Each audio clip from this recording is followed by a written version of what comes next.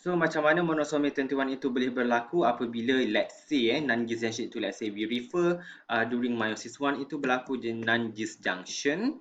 Okay, you can see that sekiranya non-disjunction itu berlaku dekat meiosis 1, dia akan menghasilkan sama ada dia akan menghasilkan gamete yang ada extra chromosome 21 ataupun gamete yang tidak ada chromosome 21. In this case, gamete yang tidak ada chromosome 21 itulah yang akan fertilize dengan another normal gamete yang ada normal chromosome 21.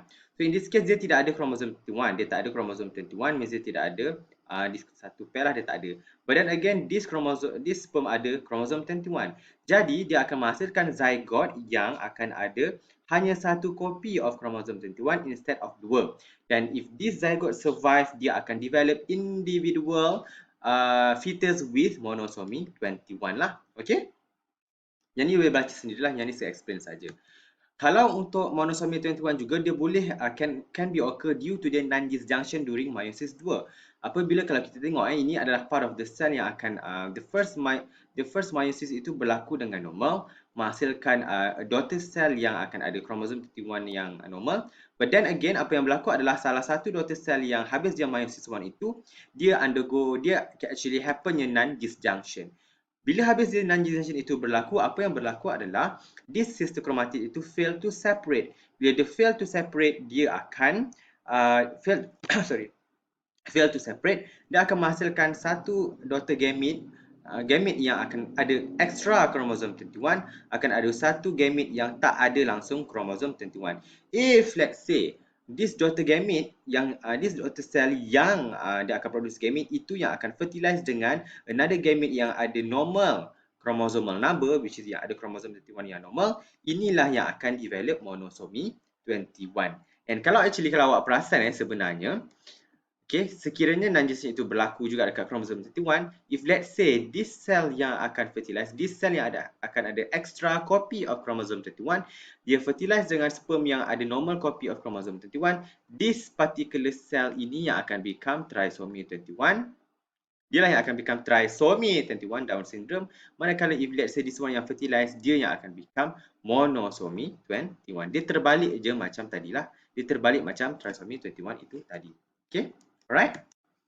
But then again, kalau kita compare which one of the non-disjunction is more deleterious, adakah non-disjunction during meiosis 1 ataupun non-disjunction during meiosis 2 yang more deleterious? More deleterious tu maksudnya yang lagi berbahaya, yang more dangerous, okay? More riskier. Jawapannya adalah yang mana? Jawapannya adalah non-disjunction during meiosis 1. Kenapa non-disjunction during meiosis 1 itu adalah sangat-sangat problem? Because dia akan menghasilkan daughter gamete yang 100% memang abnormal. 100% abnormal. Tetapi dalam non-disjunction in meiosis 2, dia akan menghasilkan 50%, hanya 50% saja daughter gamete yang abnormal. The rest 50% itu tadi dia memang normal. So basically ada higher chances of not getting child with syndrome berbanding dengan non-disjunction during meiosis 1, di mana sekiranya any of these gamete akan fertilize, memang akan menghasilkan anak yang memang akan problematic. If let's say ini melibatkan chromosome 21, you boleh nampak 50% chance of getting trisomy 21. Manakala 50% dia akan dapat persen untuk anak itu become monosomy 21. Tetapi in term of 100% itu memang abnormal child. Berbanding dengan non-disjunction during meiosis 1, 50% chance itu anak itu adalah normal children.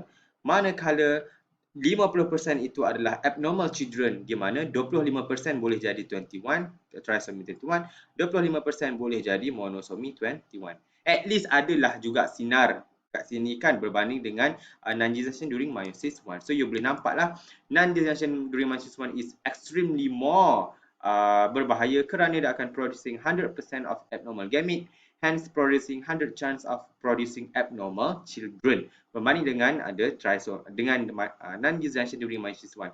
50% of producing abnormal gamete means that 50% of having normal children. Okay? So ini adalah aneuploidy yang kalau you all boleh tengok in term of dengan lebih lanjut, okay, non-disjunction untuk trisomy untuk kromosom 21. Now kita nak tengoklah seterusnya what would happen sekiranya dia berlaku dalam seks kromosom. Before that, ini adalah yang setelah yang telah saya compilekan, you all boleh baca sendiri. Ini adalah sama je yang tadi, cuma saya jadikan dia dalam bentuk words, tetapi apa yang content dia sama saja yang saya letak tadi. And now kita nak tengok what would happen sekiranya adanya autosomal aneuploidy tetapi dia dekat sex chromosomes. Okey, kita dah bincang pasal autosomal aneuploidy yang ada dua, iaitu trisomy 21 ataupun dan juga monosomy 21. Tetapi now kita nak tengok, kita tahulah kromosom ada dua jenis, satu autosom, satu sex kromosom. Now kita nak tengok what will happen sekiranya adanya aneuploidy, iaitu penambahan, adanya addition or removal of one copy of chromosomes occur dekat sex kromosom melibatkan kromosom X. Okay, yang ni kita akan tengok in the next part of our lecture. The first part is the Klinefelter syndrome ataupun Klinefelter syndrome.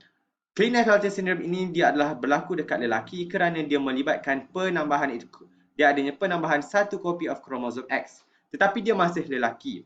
Means that dia punya karyotype adalah XXY. Dia punya genotype untuk dia punya genotype bagi for the sex adalah XXY instead of normal lelaki adalah XY. Kalau you tengok dekat karyotypic diagram ini, autosom dia semua normal kecuali dia punya sex kromosom punya kromosom itu you boleh nampak dia ada dua copy of extra X.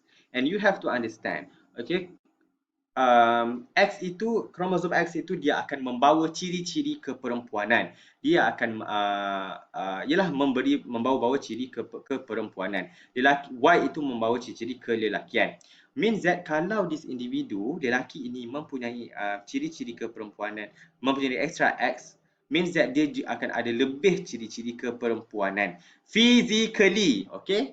Bukannya behaviorally, kena faham. Dia physically yang akan ada extra ciri-ciri keperempuanan. Contohnya adalah lelaki itu dia akan lebih langsing, lebih ramping, okay? And then you boleh nampak the hands itu more slender and longer. Dia macam perempuan lah, tangan yang runcing, jari yang runcing and tangan yang halus. And then you boleh nampak pula one thing adalah about this Klinefelter syndrome lelaki yang ada Klinefelter syndrome, dia adanya extra breast tissue development. Okay, dia ada dada dia bentuk macam sedikit perempuan lah. Dia bentuk dia macam perempuan, which is ada breast. And dia tidak ada, dia sangat-sangat kurang bulu, dia sangat kurang body hair. Okay, dia memang tidak ada bulu dada sangat. And then you boleh nampak juga yang another thing, people with Klinefelter syndrome, dia adalah sterile. Okay, dia mandul. Kenapa dia mandul? Because dia ada testis yang sangat-sangat kecil. And you have to faham, testis adalah the one yang produce the sperm. If let's say testis itu kecil, it fail to produce the sperm. Dia gagal untuk produce the sperm, means dia cannot reproduce lah. So sangat-sangat kesian lah. Dan dia ada pubic hair yang ada female-like punya type of pubic hair lah. Dan usually people with Klinefelter syndrome ni dia low IQ. Tetapi dia bukannya tidak ada low IQ lah. But then again dia ada ciri-ciri keperempuanan. Please do not make fun of people with this ciri because they are struggling. You kena faham benda itu. This thing is not for you to play with. Because maybe kita normal, but then kalau you kutuk orang lain, mana tahu balasan Tuhan anak you dapat. You jangan benda ini adalah something yang very very sensitive, and kita belajar ini atas dasar belajar, bukan kita nak menghina sesiapa. So please take note that, because there are people yang memang struggle with this syndrome. Contohnya Klinefelter syndrome. You boleh tengok dekat YouTube. Macam mana Klinefelter syndrome itu boleh berlaku? Dia berlaku disebabkan apabila one gamete itu mempunyai extra X dan dia akan fertilize dengan normal gamete. In this case, you boleh nampak sekiranya ia berlaku dalam female. Female memang akan ada dua copy of chromosome X. Okay? In this case, you boleh nampak yang merah ini adalah chromosome X, yang biru itu adalah chromosome Y. So dalam female, dia akan ada dua copy of chromosome X. Dia ada homologous chromosome X, dan non-gestation itu berlaku dekat meiosis 1.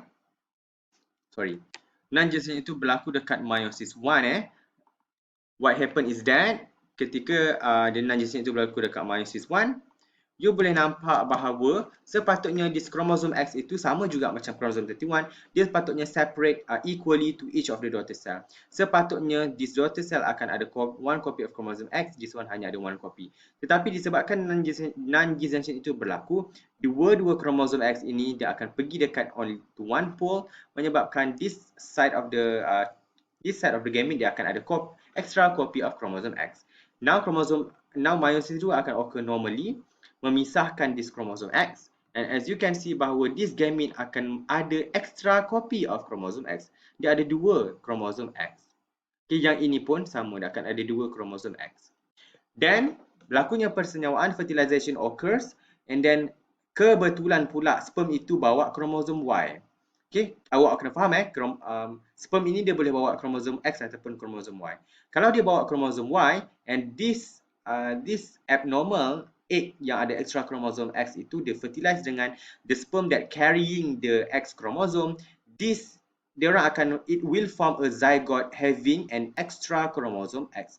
So dia akan become XXY, XXY, and if this zygote develop into person, individu ini akan actually suffer from what we call Klinefelter syndrome. Dia akan become lelaki sebab dia ada kromosom X. Kalau dia ada kromosom Y, dia adalah lelaki. Okay, dia adalah lelaki. And ini adalah a trisomy actually, disebabkan you boleh nampak kenapa trisomy, sebab dia ada 3 kromosom. Trisomy in term of sex chromosomes. Okay, alright.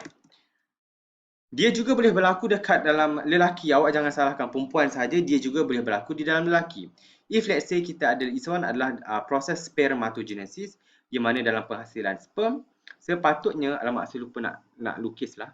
Okay, sepatutnya dekat sini, sekejap saya betulkan. Okay, let's say ini adalah dalam sperm, dalam penghasilan sperm, which is proses yang kita panggil spermatogenesis. And kita tahu dalam ini adalah berlaku dalam lelaki akan ada a copy of chromosome X, ada copy of chromosome Y. Ini adalah chromosome X, ini adalah chromosome Y. So apa yang berlaku adalah non-disjunction itu berlaku dekat meiosis I in the male, menyebabkan sepatutnya this part of the cell akan dapat chromosome X, this one akan dapat chromosome Y. Tetapi non-disjunction itu berlaku menyebabkan this X and Y itu fail to separate, dia akan go into one pole, menyebabkan this cell memang akan containing both X and Y chromosome. This one tidak ada langsung lah. Then what happen is that this chromosome pula dia akan during meiosis II dia akan normally separate. Okay, dia akan separate the sister chromatid.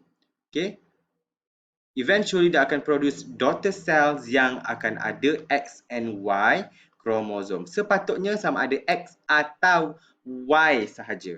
These cells then dia akan become, this actually nanti you akan belajar lah dalam chapter 9, spermatogonium ni. Spermatocyte ni dia akan become sperms. This cell then develop into sperm, and as you can see, this sperm dia akan carrying both chromosome X and Y. And if one of these cell happens to fertilize with the normal eggs, if this abnormal sperm carrying the X and Y chromosome, it happens to fertilize with the normal egg yang memang ada kromosom X, you boleh nampak dekat sini bila ada X and Y diffuse with another X, this zygote, if it's developed into a person, dia akan containing extra chromosome XXXY, and this particular zygote akan develop into a person with Klinefelter syndrome sebab dia akan ada extra X, dia akan become lelaki-lah Klinefelter syndrome. Okay, you boleh nampak lah. Kenapa dia masih lelaki? Because dia ada Y chromosome. So awak kena faham lah. Right? Kemudian what would happen sekiranya nantilah kita sama part of lecture. Yang ni boleh faham kan semua? Apabila let's say you boleh nampak dia fail to separate the sperm tadi fail to separate the X and Y, producing sperm carrying both X and Y, fertilize with the normal egg yang akan ada hanya satu copy of chromosome X. Now dia akan producing a zygote with XXY punya genotype lah. That's why dia akan become Klinefelter XXY syndrome. Dia lelaki sebab dia ada kromosom Y. Okay, tolong faham ni. Yang ni, that's why saya cakap chapter 3 tu sangat-sangat penting sebab kita memang tak akan explain lebih lah, kita akan terus explain the concept. So that's why you have to understand the concept of cell division supaya tidak perlu nak study lagi lah but I have to simplify because kita ada banyak lagi topik yang lain untuk dibincangkan. Okey, ini adalah XXY syndrome, trisomy.